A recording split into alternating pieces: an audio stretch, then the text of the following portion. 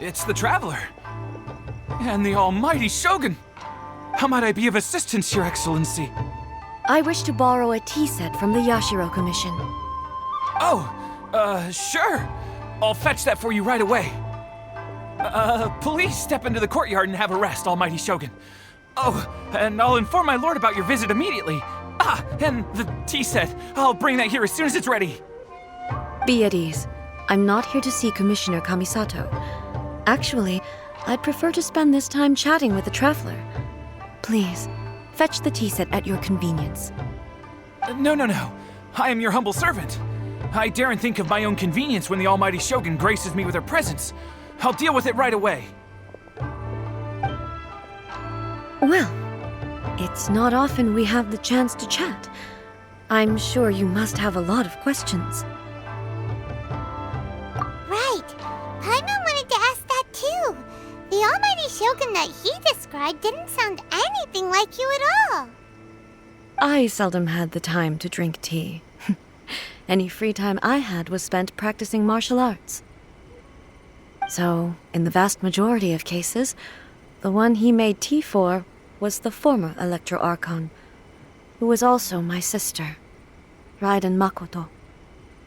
He may well have had an inkling about there being two Raiden Shoguns, but he always acted as if he was completely unaware of it. The philosophy of life that he shared with us just now, that was Makoto's view on reality. She always saw things that way. You and Makoto had pretty different views, huh? Indeed we did. It was the biggest difference between us. In her eyes, the most precious things in this world were dreams. The yearning for a better future held by living beings. They are similar, but not identical. When you came charging into the plane of Euthymia, I saw human aspirations light up the sky far above in the form of countless stars. This somewhat shook me. Now, it seems like she was right, while I took the wayward path. Wow. There sure was a lot going on beneath the surface. Makoto saw a bigger picture than I did. In her view, a dream is more imaginary, more abstract than an ambition.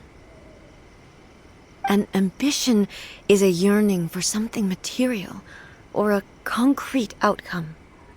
It is finite in nature, and will be replaced by a new ambition in due course. Makoto was more concerned with the force that drives humans to constantly generate new ambitions in the first place. It is something innate, rooted in instinct. In other words, it is something eternal. That's, quite a lot to take in. To put it simply, Makoto wasn't concerned about outcomes. I didn't understand at the time. How can we say that we are maintaining eternity when things are constantly moving forward and evolving? I suppose what it comes down to is the definition of eternity she set out with. Yes, it does. I always thought that she must have grasped some elusive, arcane wisdom to arrive at the conclusions she did.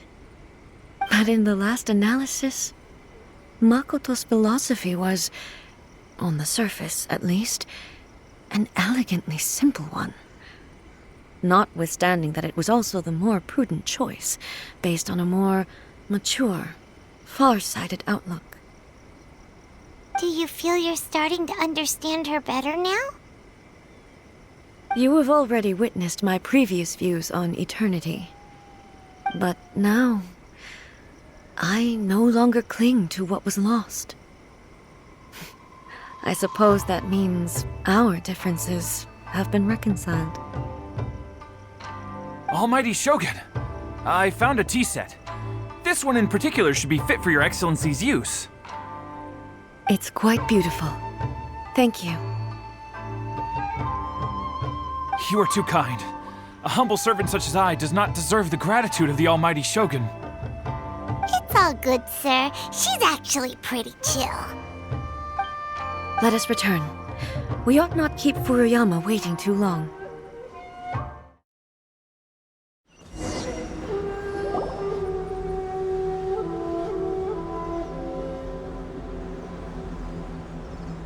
Hey, where'd he go? He wouldn't have gone looking for a tea set himself, would he?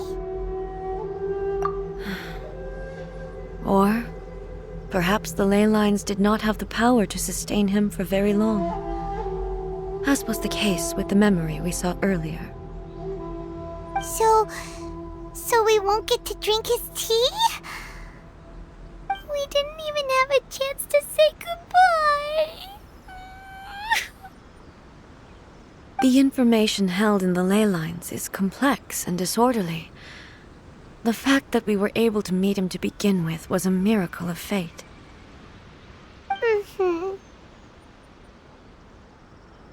Well, this chance won't come often, and we do have a tea set.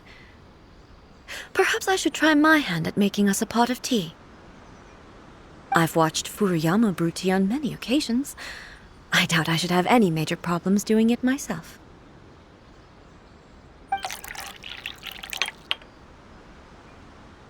The tea is ready.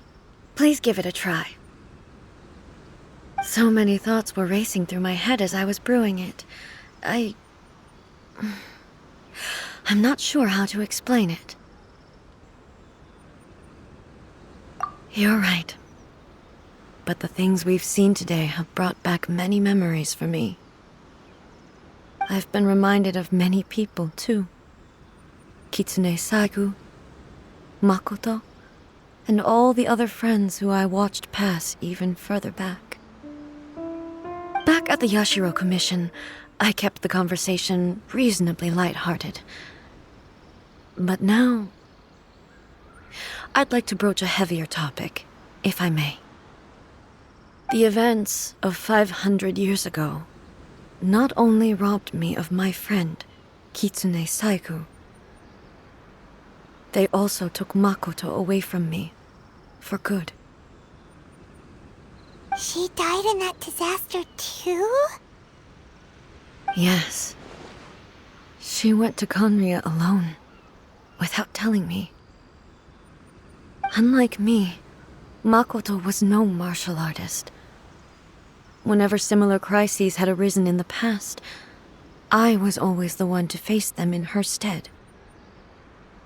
But this time, the circumstances were so grave that Makoto had no choice but to leave me behind.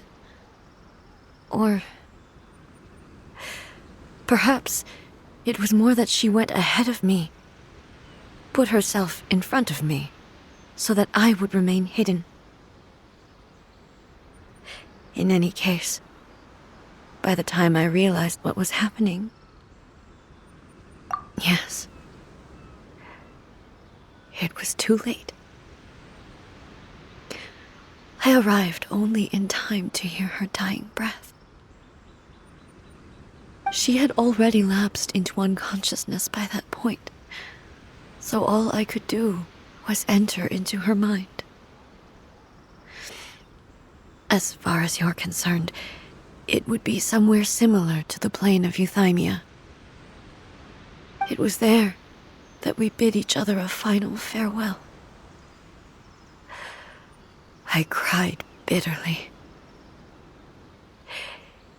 Even in those final moments, I couldn't understand her actions. Why did she go to Conria first, and not I? Why did she keep me in the dark about it? Was it to shield me?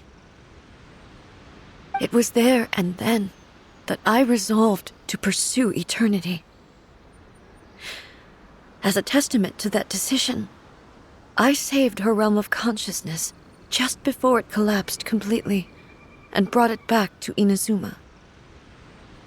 That's quite a story. When I returned to Inazuma, I was shocked to find that a great sakura tree had appeared on Mount Yogo. The tree that you know as the sacred sakura. That's exactly what everyone back then told me as well. That it had existed since time immemorial. They were so matter-of-fact about it, and couldn't at all understand what I was so surprised about. No one questioned it, and yet its presence contrasted so starkly with the area as I remembered it. It seemed as if I was the only one to have noticed it appear suddenly out of thin air. In the end, I simply had to accept that it was a miraculous effect of Makoto's consciousness. With the help of the sacred Sakura's power, I was finally able to overcome the monsters and quell the disaster in Inazuma. This is all really hard to understand. Kinda beyond Paimon's level. Yes. She had such a great love for this land, and for its people. In this respect, I still do not compare to her. I once told myself that I would never speak of these events again. Facing the fact that she is gone is unbearably painful. But even the tea that is most bitter to the tongue, once swallowed, leaves some sweetness in the throat. And it's time I came to terms with it all.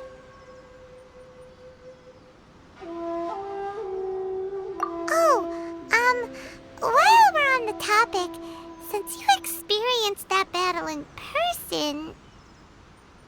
Sister? I had heard that you were looking for your family. You mean to say that she was somehow involved in the Kanria disaster?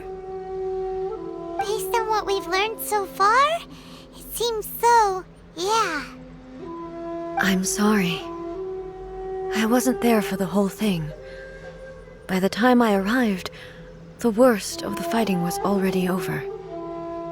And also, my mind was consumed entirely with the plight of Inazuma, and the fate of those closest to me. So, I am afraid I can't help you. Oh, well, that's a shame. But it can't be helped, I guess. Boy, both of you have experienced great tragedy. With this last cup of tea, let us honor the Tea Master's memory. Thank you, Destiny, for giving us the chance to meet again. We should go. Let's keep following the traces. Very well. Based on my investigation so far, I believe this next pack of monsters should be the last.